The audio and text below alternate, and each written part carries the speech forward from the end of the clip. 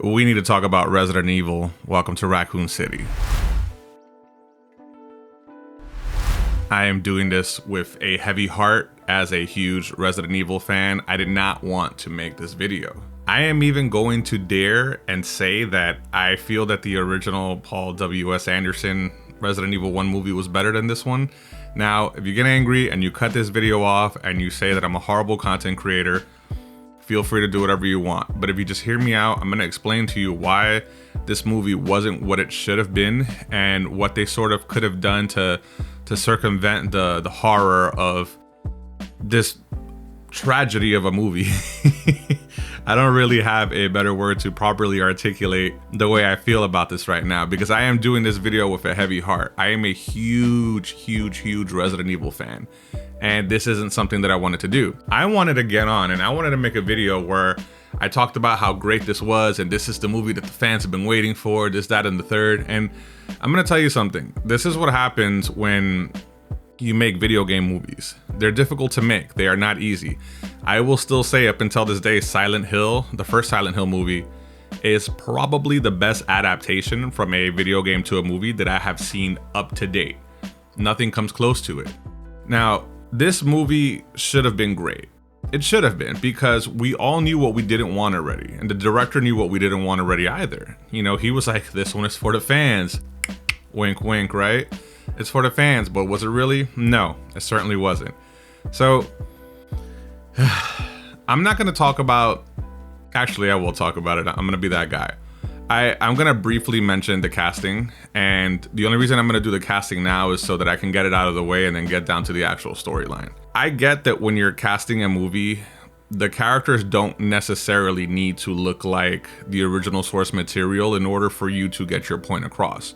You can cast a movie with actors that look nothing like the source material and make it good. Like, they can pull it off. It's not impossible. I will say that being that this movie had a very low budget, their casting was also pretty low budget as well.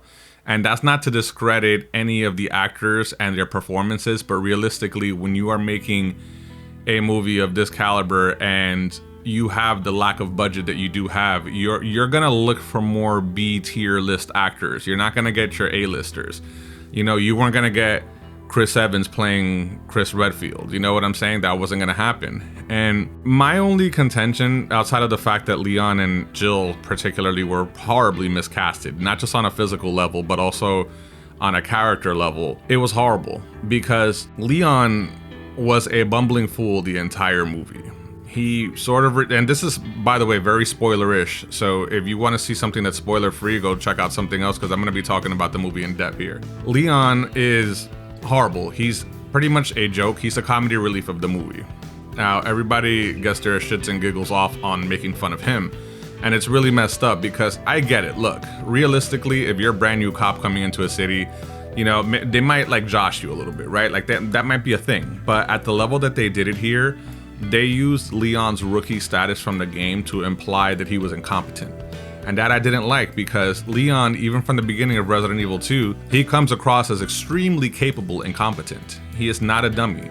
When he busts through that door of that diner and he sees the zombie behind Claire and he tells her to get down and he shoots that zombie in the head, right there we already knew that he is a good marksman. He knew how to think in a crazy, impossible situation, and he was able to differentiate the fact that Claire wasn't a zombie. He didn't just pop off on her. He shot the zombie, and then he did the Arnold, and he did the whole, you know, come with me if you want to live kind of deal, right? Throughout the course of the game, they shared this journey where, even though they're separated, they're able to come together eventually and get out of this horrifying situation that they found themselves in, this apocalyptic biblical situation that they are in. I hated the way that Leon was cast, not just because, again, on a physical level, although I will say that, you know what, I'm not saying you got to put a white guy in there and I would have been happy. No, I actually don't have a problem with the actor himself, but they could have made the effort to sort of make him look a little more like Leon, you know, like maybe give him the same haircut, or at least shave the facial hair, you know, give him a more like clean cut, because listen, Leon is by all rights the main character of the entire franchise, okay? He's been in several video games. He's also been in several CG adaptations, and also the Netflix miniseries. He was the star of that as well, right? Leon is also pretty much the heartthrob of the entire franchise. So, you know, ladies love him. And the guy that played him is not a bad looking guy at all by any stretch of the imagination. You know, he just doesn't envision what like Leon actually is. The fact that throughout the course of the movie, they said that he had shot his partner, and, you know, so that's why he was sort of like forced to be sent to this dead town of Raccoon City. I think that was nonsense, because Leon is actually a pretty good marksman. And if you know any of the lore on the series itself, you know that he went into Raccoon City already skilled. Now, he wasn't at the skill level that he is in like part 4, for example. Because of his altruistic nature, you know, Leon is very like goody-goody in the beginning. And he genuinely wants to help people, because realistically, he believes that he is the only cop left alive, and it really means something to him. But here, because you have the rest of the STARS members, and, you know, you have a couple of other officers in the movie, he sort of plays second, third, fourth, fifth fiddle to every single one of them. I really thought that it was a shame. Now, he does redeem himself at the end with the rocket launcher, and, you know, he comes up with one of his little quips. He was like, "I found it in first class." I actually kind of like that line. I didn't think it was a bad line, and he did a little smirk at the end, because that was sort of a trace of like Resident Evil 4 Leon. But I think it was ridiculous how he doesn't get any shine throughout the entire movie until that very scene, you know? So again, as far as the actor is concerned, nothing against him personally. I'm sure he's a great actor. I know he's been in some other shows as well and movies, but he just didn't suit the role of Leon. I remember in one of the vignettes that the director released, he made a comment about stating that he wasn't going for the look of the character, but he wanted to cast someone that embodied the spirit of those characters. And that's something he horribly failed at, because once more, this guy did not embody Leon in any way, shape, or form. He was the antithesis of what Leon actually stands for. He was horrible. He just wasn't good. Anyway, I'm gonna stop talking about Leon. I'm gonna get to Jill real quick. Jill is arguably my favorite character in the entire franchise. And it's kind of sad that she doesn't get more shine than she probably should. You know, she's one of the big four, basically. You know, you have Leon, Claire, Chris, and Jill. That's the big four right there. And, you know, she finally makes a second live action debut, because, you know, again, she was in the original Paul W.S. Anderson movies, which, by the way, she was better cast there than she was here. Jill was such a flat character that realistically, you could have taken her out and the movie wouldn't have changed at all. It would have been the same. I feel like it might have flowed even better if you cut out certain characters, just because there were so many of them that you didn't have the screen time nor the story to properly develop any of these people, right? And as far as Jill's look is concerned, I don't have anything against the actress. I know she played Ghost in Ant-Man 2. Again, she just didn't look the role, which is fine. Again, she didn't have to look it, but her acting was not Jill Valentine. This is not Jill. This lady was brash. She was tough. Don't get me wrong. Look, you're a member of STARS. I get it. I would expect you to be the top of the upper echelon of the elite of the police force in that city, because you're a member of STARS. So that's all fine and dandy, but Jill is this like gun crazy, in love with Wesker, which I also thought was ridiculous. Like, she was pretty much pining for Wesker this entire movie, and, you know, didn't have eyes for anybody but him, which is fine. You know, there's nothing wrong with having a crush on somebody that you work with. It does happen, you know, especially if you face life and death situations together on a day-to-day basis. And if you were comparing, I guess, her other teammates, you know, Wesker was probably like the natural choice for, I guess, her to like, you know, have a love interest with. But again, Jill had such little dimension in the movie. She was pretty one-dimensional the entire time. The fact that she doesn't do anything, she doesn't really do anything. She doesn't. She makes that line in the diner about the Jill sandwich. That's almost like they wanted us to wink at that moment and be like, you see what they did there? They did the thing from the game with Barry, except that there wasn't Barry. By the way, where's Barry? There's no Barry here. Oh my God. Listen, I'm okay with that. I knew that realistically you couldn't jam every character in there. But again, Jill's performance was very flat. If you would have taken her out, I don't think it would have changed anything in the movie whatsoever. Moving on. We have Claire and Chris Redfield. I'm just going to bundle them together because I feel that it's relevant. Now, I did like the beginning of the movie, how they try to give them a backstory where they were orphans in this orphanage, and you know, they pretty much had to like look out for each other, establishing that camaraderie, that brother and sister bond. which, you know, if you played the games, those two really care about each other. You know, like they went completely out of their way above the call of duty to save each other's lives in those games. And you don't really get that feeling here. Chris and Claire, they're sort of detached completely. You know, Claire like ran away or some crap a long time ago, leaving Chris by himself. And then Birkin sort of became like the father figure to Chris, which I just thought was ridiculous. That was just dumb. I'm sorry. But yeah, so those two have a strained relationship. And, you know, when Claire comes to Raccoon City to find him, I felt that it was unrealistic how dismissive he was towards her, especially for somebody that he hasn't seen in a long time. Now, granted, it's implied that every time she was around, she pretty much would ask him for money or she needed something, which I can understand on a personal level. Like, I personally do not enjoy the fact that family will just hit me up just to use me as a human wallet. It's a little offensive, honestly, and also it makes you feel like they don't care. But with that said, their detachment didn't really suit the role of those two characters in particular. And this movie is the Claire show. Let's just call it what it is. It's the Claire show. And I would honestly be okay with that as well. But the character of Claire in the games, because he was so accurate to the games, right? She's not the super badass that just like knows how to do everything and she's completely competent in every situation. No, Claire's a regular girl. You know, she has some training. If you know any of the lore of Resident Evil, Chris did train her a little bit. He taught her some hand-to-hand moves. So she's not like unable to defend herself. But Claire's very much a survivor. She's not a warrior. She's not a combatant like that.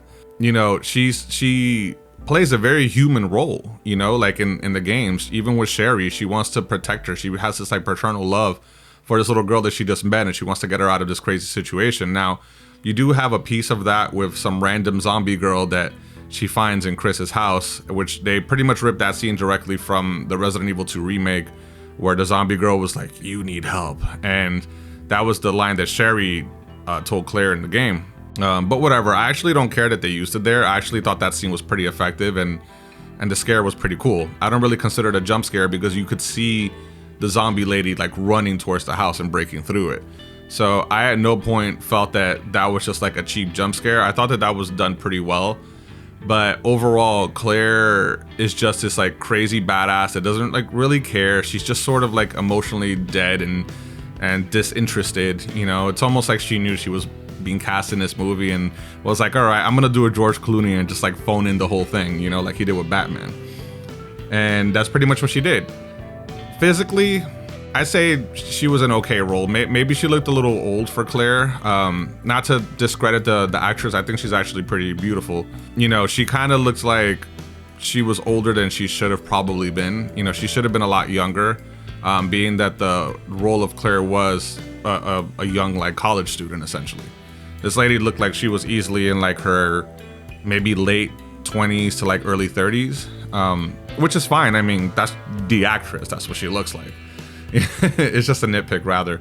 And one thing I would have liked that I felt was a missed opportunity with Claire was if she would have put on a ponytail at some point during the movie, because it's an iconic look for her. And being that she was one of the few people that they casted that could pull Claire off, that was a missed opportunity not giving her the ponytail. Especially when you're in a zombie apocalypse, you got your hair all out. You would just think that on a practicality level, it'd be simpler for her to just like, hey, let me just tie this up and we out, let's go fight some zombies. But outside of that, she was a competent character. She was extremely capable and was able to take care of herself, almost like, you know, she's been doing this her whole life. and Chris was sort of the same way. Now, Chris was probably the only person that was cast. I think it was Robbie Amell, Stephen Amell's brother that played Chris. He did look like Resident Evil 1 Chris. Like, he really did. And they had a really cool scene in the mansion where he's like shooting these zombies in the dark and he's being like surrounded by them. It sort of harkened back to the original cover of the first game where he's like holding that gun and you know, one of his eyes is like twitchy and he just looks like angry as hell, like he's just trying to survive the situation. I did like that. I don't know if that was by mistake, but if it was by mistake, they inadvertently created almost like a cover art moment from the original game. Chris's performance was pretty flat. You know, he was just your generic cop do-gooder guy that's just trying to do the right thing. And that's pretty much it. Outside of the fact that he's dismissive towards his sister, he's not particularly like an asshole to any of the other cast members. He does have a crush on Jill, and it is implied at several points during the movie, but There's no reciprocation with that, again, because Jill only has eyes for the potential bad guy of the movie, which is sort of kind of like real life. But with that said, that's just like the main cast. Okay, now the side characters, Birkin and Wesker. Actually, I'm sorry, I didn't even touch upon Wesker. Wesker is one of the main characters. I should give Birkin and Wesker their own separate thing. I can't really lump them together. So Wesker, I get what the director was trying to do. He even mentioned it, that he didn't want Wesker to be evil just for the sake of being evil, that he sort of wanted to gradually have him transform into like this evil person, which in a way I was okay with initially, because you didn't want to make it too close to the game where you just know he's the bad guy from jump, because it sort of takes away your suspension of disbelief and you already know what's going to happen. So they were going to take some creative liberties where they sort of change things up a little bit. And I'm okay with that. Once more, that's completely okay. Casting wise, I didn't really have a problem with the actor. He was solid. Like, this dude was built, like I need to know what his workout plan is. He just sort of played pretty ignorant throughout the whole movie. And that's one thing I didn't like, because Wesker always seems like the man with the plan. He always knows what he's doing. He's always 2 or 3 steps ahead of everybody, and you're always playing catch up with this guy. And now granted, because he's not a villain from the beginning, there's no need for that to really be a thing. Regardless of that, Wesker becoming the bad guy out of nowhere was just not really convincing. They did this whole thing where he found this little like Palm Pilot sort of like mini computer device in his locker right before they headed out to the mansion, which, by the way, from the S.D. Perry novels for the original first game, that S.D. Perry book, that was actually Jill's role, because Jill is going to the locker room to get weapons because of what happened with the Bravo team, and they're on their way to the mansion. She doesn't find the device, but rather this character named Rant. He's sort of like the mystery man that just shows up, gives you what you need, and he just vanishes into thin air. He's the one that gives Jill that device, which has like all the puzzles of the mansion and all the information, all the relevant information that she would need in order to survive. And that sort of gets given to Wesker instead, which, I thought was also kind of nonsense. I didn't really like that at all, because again, it just shows how little he was prepared to deal with the situation on his own. And again, being the fact that Wesker was so inept throughout most of the movie, and then he's just this like secret bad guy towards the end, that it was not believable at all. And when he ran into Birkin, I didn't like that either, because those two are super buddy throughout the entire franchise, and they don't even know each other. They didn't even give a nod that they might know each other. It was just, oh wait, I ran into you, like what's going on here? Birkin, that leads me to Birkin. Oh my god. I actually didn't really have a problem with Birkin, honestly. I kind of felt that he was okay outside of the horrendous like PS3 cinematic transformation scene he had at the end. Birkin was an asshole, like he wasn't just a doctor obsessed with his work, he was legitimately an asshole. Like, if you read all the notes from Resident Evil 2, the original game, all those like scattered pieces of paper that you find all over the place, Birkin had a lot of shit going down in the city. It wasn't just him trying to get his work done. Like, he was establishing his own system of control, especially while he was developing the G virus. The viruses were only mentioned once. I think there was like one throwaway line where they said the G and the T virus, and I kind of thought that was dumb. It's like they didn't really give it any explanation. This entire movie went on speed run mode. It was like if a streamer on Twitch just got on this movie and pressed fast forward and went through both of the games super quickly. That's exactly what this was, because you're mixing up 2 video games in one, and the runtime is under 2 hours with 4 main protagonists, 5 technically. How did you expect this to go? It was gonna be a shit show, like 100%. I don't even want to talk about Annette and Sherry, to be honest with you, because they're throwaway characters. Annette is this helpless housewife, and Sherry is this sort of precog child that like had a dream of a liquor and then becomes a thing later on, and she doesn't serve any real purpose. Her and Claire have no relationship. Nothing happens. None of the good stuff that I thought was like heartwarming in the game happens. And Annette, being that she was one of my favorite villains, I hated the fact that she didn't really do anything, because she was just as bad as William. It was also looped in with the fact that they were horrible parents and she was a bad mom to Sherry. So she has this like redemption arc sort of towards the end before her ultimate demise. And here she's just a housewife. Like, they didn't give her anything else to do at all. There wasn't even a hint that she helped him with his research. You know, it was just all William all the time. He was just this sadistic monster on his own. Chief Irons, I'll touch upon Irons briefly. So he was another disappointment. Now, the actor that they cast for him, I like that actor in general. I saw him in Gotham. That's really where I discovered him, and I always thought he did a good job as Harvey Bullock. And you know, he plays Chief Irons here. Now, Chief Irons, this is a character that they shouldn't have altered, because in the games and in the movies, he is an extremely sadistic, sick character. Like, it is implied that he is a rapist and a child molester. Like, that's what's implied throughout between both the books and the movies. And he doesn't get any of that. He's just this like selfish cop that wants to get out of town, which, I mean, you know, I guess given the situation, everybody's going to want to do the same thing. You're just going to want to leave. But then that takes away his individuality, because he's just another character in the movie. You know, he doesn't serve any real purpose outside of that. You know, he took bribes to be quiet for Umbrella so they could do their experiments, and, you know, they wouldn't investigate them. And that's how he got all that crazy stuff that he brought to the police station. He was also into like taxidermy, you know, the mayor's daughter and all this other stuff. None of that stuff was included. He was just a selfish cop that wanted to get out of there. And he even saved Leon at one point in the movie, which I thought was completely just different from what his character is in the games. Like, he wouldn't have done that. You know, that wouldn't have been in his character. He would have let Leon die, or he probably would have hunted him himself, because he was sick that way. You know, and none of that stuff happened. So he was a missed opportunity. He wasn't acted poorly as far as the actor's performance. He did a good job.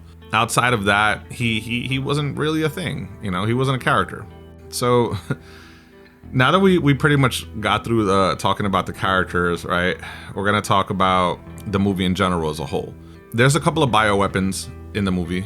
You have the liquor, which, by the way, the liquor was probably the only bioweapon in the movie that they probably spent like half their budget on, because that liquor looked really good.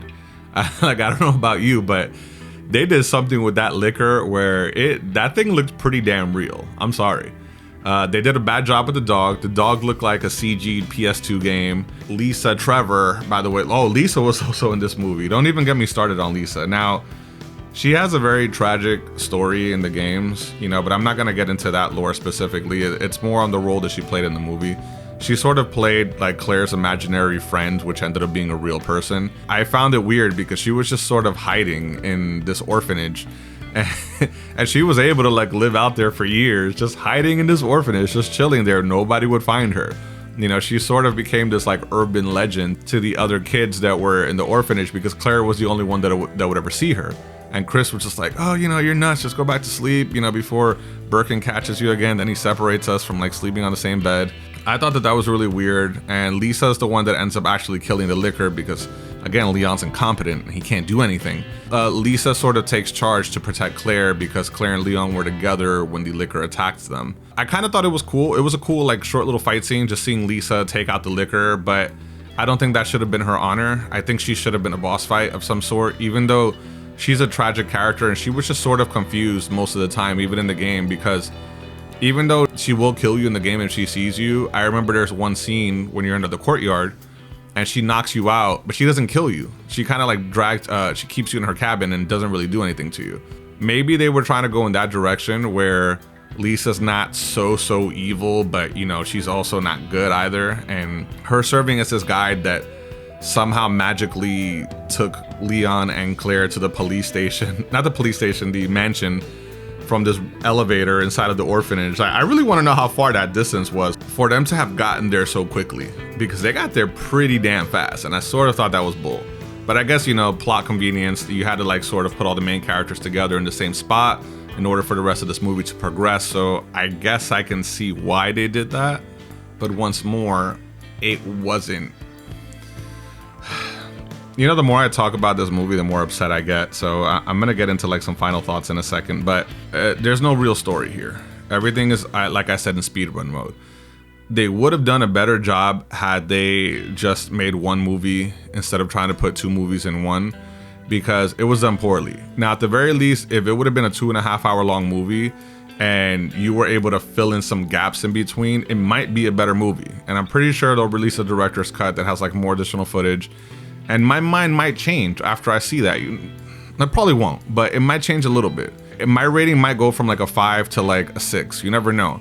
So I'm gonna wait for this director's cut to inevitably be released to the public, because it will happen. They're gonna want to find a way to recuperate some of their losses. Yeah, again, everything just happened so quickly. Every time some sort of story element was introduced, they immediately would backpedal and go to something else. There was no sense of cohesion. Everything was just happening sporadically throughout different parts of the movie. And I really did not enjoy that. It took me out of the experience. The first 20 minutes of the movie I thought were really good, because again, you were just slowly building on to what was really happening here. Then the rest of it just became a shit show. It became a speed run game. That's what happened. And I felt that it was unfortunate, because I kind of liked their premise. I enjoyed the fact that because they didn't have such a large budget, Raccoon City ended up being like a ghost town that Umbrella abandoned. And then, you know, the people were getting sick little by little from the water. And then, you know, as a result, they were transforming into zombies. That was sort of a good way to justify the town being so empty, because just on a practical level, they couldn't really afford it. You know, you couldn't afford to like populate an entire city full of people. What was also kind of bull was the fact that even Claire mentioned it at one point. If the people in the town were getting sick from the food or the water, why the hell did none of the STARS members transform? You had the waitress inside of the diner who had the bloody eyes, which I guess that's like the tail, or once their hair starts falling out, that means they're transforming into a zombie. And even Claire mentioned at one point, she was looking at Chris's water bottle and she was like, why aren't you sick? Why haven't you gotten sick? Now, it was understandable for Claire to not be sick because she was an outsider. She was from out of town. So she wasn't there when everything started going down, where people started getting sick. But Chris was. So was Wesker. So was Jill. So was, I think, Richard. Yeah, Richard was the other STARS member that was with them. It was kind of ridiculous. You know, it really was. Like, everybody else in that town was sick. Leon, it made sense that he wasn't sick either because he was new. Chief Irons, there isn't even any explanation. I don't even know if he had any involvement with Umbrella in this movie, because that's how little they cared. You know, there was no explanation. These characters had no depth. There was no development in any way, shape, or form. I'm so sad and so angry to be talking about this right now, because I wanted to get on this camera and I wanted to give a positive review on a movie that should have been great, because I'm such a big Resident Evil fan. I even made a video a while back before this movie got made about how these movies should be structured and be done, and I'll put a link on the description if you guys want to check that out later on. It really pains me because, again, this is a perfect example of why we can't get good adaptations from a video game to a movie, because even though you're telling it from a different medium, it's not impossible to actually produce something good. The first Silent Hill did it, you know, with some, you know, caveats here and there, but they still did a pretty freaking admirable job, and it was a memorable movie. This felt like Super Mario Brothers, but except it was Resident Evil. And it really hurts my feelings because I gotta sit here and it gets me, I'm ranting here, but it legitimately gets me upset. I have to sit here and talk about this and make Paul W.S. Anderson look like a competent freaking director and like he produced a masterpiece by comparison, because that first Resident Evil movie he did was not bad. And now there was a second one. From the third and on, they started sort of losing me. But the first two I felt were solid movies and good adaptations, especially the second one where it was pretty much Resident Evil 3. Why the hell couldn't you do something like that? You should have learned your mistakes from your predecessors, but no, you just followed the same error. And now as a result, we might not get other movies, or we probably will, but they're not going to be any good. They're going to be the same crap, because these people don't know how to take feedback, and it's all about what the corporate overlords want at the end of the day, because he probably had good intentions when he was producing this movie, but they were like, you know what, cut like an hour of this movie out and let's just throw in a bunch of random crap that people aren't going to care about. Because I think at the end of the day, the biggest problem with this movie is that you have to have played the video games for you to even understand what was going on. Because if you're a casual viewer, there's in no way, shape, or form where you will know what is happening. You'll be completely lost. You will not have an iota of a clue of what's happening throughout the course of this movie, because even the casual viewer can't understand it. You have to have played the games. You have to have played the first 2 or 3 games and a sprinkle of Code Veronica, where they decided to like shoehorn that in briefly at the end, to even understand what was going on. And that's not how you make a movie. It's not how you make it, and that's why these movies aren't going to be as successful. And I hate the fact that Paul and Mila are going to be there like, yeah, see, we told you, because it's going to happen. I guarantee you it's going to freaking happen. With that said, I'm gonna stop talking about this. What do I give the movie? I give it a 5, maybe a 4, maybe throughout time, maybe with another watch, because I'm gonna see it again. It's gonna happen at some point.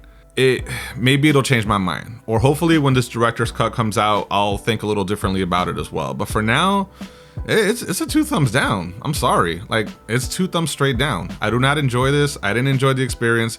I was pissed off the entire time. I went with my roommate. He was upset as hell. And I've never actually seen him like physically complain during a movie, but I was seeing him like snickering and getting angry while we were watching it. That just goes to show you the level of lack of impact that this movie had. But with that said, I've been Neostarling. You guys are awesome. Don't ever let anyone tell you different. Do I recommend the movie? No. But if you're a hardcore Resident Evil fan, I guess give it a watch, you know, just to say that you did it, but I can't guarantee you're gonna really like it. And with that said, deuces.